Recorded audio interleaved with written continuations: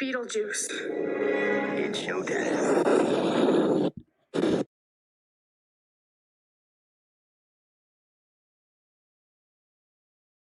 Hello.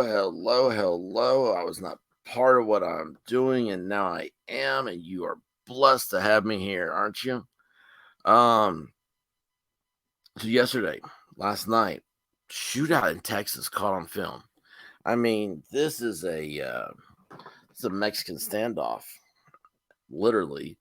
So check this out. We're gonna go over some of this film. I have a total aversion to vertical footage. I don't need to see back here the rooftops. I don't need to see down here the barbed wire. What I need to see is the police come rolling up and what's happening like around this area of this car. Now watch this. We're gonna go over the video a little bit. Okay. You still don't. I mean, you can't see much because you have to do that pan and scan to get everything in there. And then here comes a guy. Here comes a cop coming up this way. I believe actually. There goes the guy running by. And look, he's got like some white. Where'd he go? He's got like some white stormtrooper pistol here. Look right there. That is some stormtrooper pistol looking thing. Stormtroopers. He is part of the Galactic Empire. We need Luke Skywalker out here. We need some Ewoks. Could you imagine the Ewoks for cops? I'm never gonna. It'd be like Minions. I'm never gonna get that out of my mind. Anyway, right? I mean, zoom in on that. It's some weird looking pistol. Go back here real quick. What Steven Spielberg here didn't film is that there's a cop over here. This fence turns. I saw this on a picture. There's a cop standing back here using a chain link fence as a barrier. And these cops, which you gotta watch on a car, you have to remember that a car only has two safe areas. It's behind the wheels. Everything else, you can look on YouTube. So at the backside of this SUV here, a bullet will go through. Well, of course, the windows they're no good. Okay, for protection, and underneath the car, that's why you want to be by the wheels, and then the bullets will actually penetrate through one door and come out the other door. So the wheel wells in the front are the safest. You get down low, and that engine block, it'll stop bullets. And then back here, that's the same thing. You're supposed to get down low by the wheel wells. The axle, all that stuff will stop bullets. But here's the thing. We're not done with this yet. What we're going to do is we're going to take this screen off. We're going to share this other screen. Whoops. One day I'll have this figured out. I think I figured it out earlier, and it's upsetting what it is. Okay, let's share this. All right, you got this. You got this. Hoops for every occasion. So, news report about it. Oh, look, this is the guy. This is the suspect. Roland Caballero. Obviously, an Italian. One of the we have a lot of Italians down in Texas that come across the border. But look at this. That's the gun, supposedly. That's that white gun. That gun did not look anything like that, but that's okay. I'm not saying that's not a gun. I'm just saying that didn't look like the gun I saw. Let's go down here. Court documents. See this part right here? Court documents. This is a little bit bigger. There we go. Dating back to 2008. Show a rap sheet of felonies and misdemeanors. In 2008, the misdemeanor of deadly conduct. What the hell is deadly conduct, Texas? I mean, Okay. 5 days in jail. Time served. Aggravated assault with a deadly weapon. 6 months after his December thing. And this is right the day before the 4th of July. He's going to take back uh, San Juan, Texas for Italy. He was given 3 years in prison. Okay, so since 2009, he'd been a felon that's not allowed to own a firearm. So it was impossible for him to have that white gun we saw him running with. And then, wait a second. How can he, in July 3rd, 2009, be given 3 years in prison? Then, 6 months after that, get possession of marijuana charge and get 23 days in jail. Hold on, wait a second. July 3rd to December 30th of 2009. That's 3 years? Well, no wonder I struggled so much in math.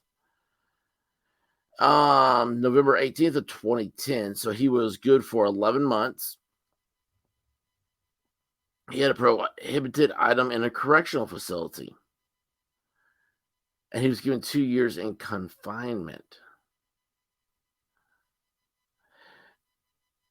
I'm assuming that in this correctional facility, he had aggravated assault with a deadly weapon. That was the prohibited item in a correctional facility. But it was dismissed due to the above conviction. So see, these three things were all dismissed because he was convicted of misdemeanor marijuana. I mean, where's that end? I mean, you have this little star here, Fox. I mean, that means, and then you say dismissed due to above conviction. Well, there's a lot of convictions up here. So we're just going to assume that's the 5 days in jail. Because he had the 5 days in jail, all these subsequent convictions have been dismissed. Really. Oh, look. These must be his school photos. You know, every year you got a photo in school. It's like, oh, this is probably 5th grade over here, 6th grade, 7th grade, 8th grade, 9th grade, 10, 11, 12. Wait, 13 and 14th grade. No, that's not how that works. Oh, this is 3rd grade photo then, right? That would be the math. 3rd through 12th grade. Because this is 10 pictures. 10 school yearbook photos. Let's see, 2013. So he was good for 3 years. Wait a second here. He was given 3 years in prison up here. And then he didn't do anything bad for 3 years. And he was a felon in possession of a weapon. I spoke about that earlier. He got a plea agreement for 5 years in prison. That doesn't sound like much of a plea agreement. 5 more years in prison. Yeah, send me back in. So now I will spend 8 years supposedly in prison. But guess what? Here he is 3 months later with heroin. But that's okay because it's less than 200 ounces. What? Oh, more than 4 ounces. Okay, there he goes. More than 4 ounces. Less than 200 ounces. It's still a felony. He pleaded for 5 years in prison. But somehow, Roland, for all these pleas to go to prison, is added on March 14th. Smoking marijuana. He just can't stay away from that, can he? He probably has glaucoma. I bet that's his problem. Then on May 1st, let's see here.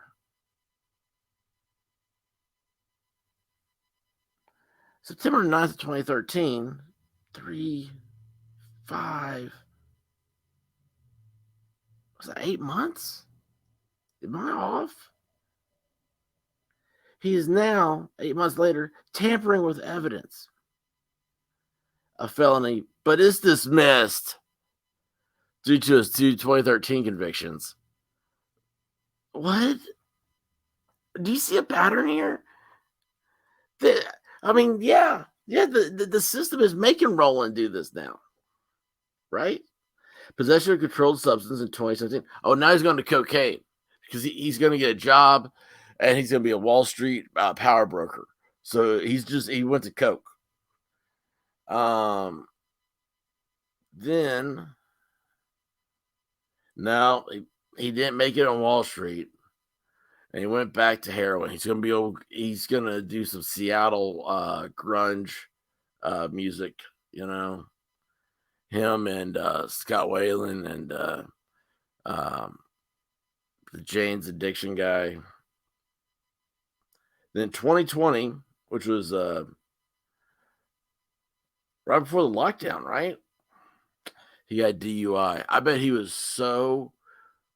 may have had corona. It may not be a DUI. He may have just been intoxicated due to the virus. I don't know.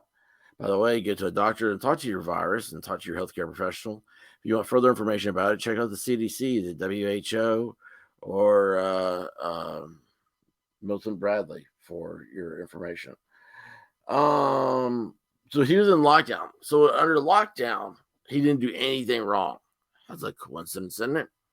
January 6th, aggravated robbery with a deadly weapon. What deadly weapon? Is it a firearm? Is it a sword?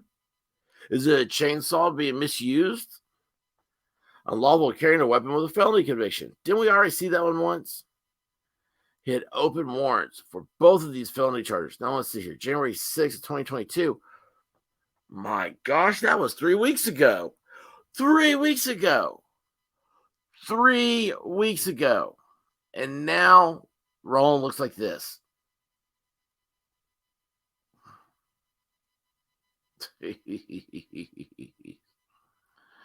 Honest to goodness. This is awful. So anyway, that's what happened. This is our good guy in Texas. They're going to blame the gun. They've already said gun violence. I say, didn't Houston do a thing with defund the police or something? It is what it is.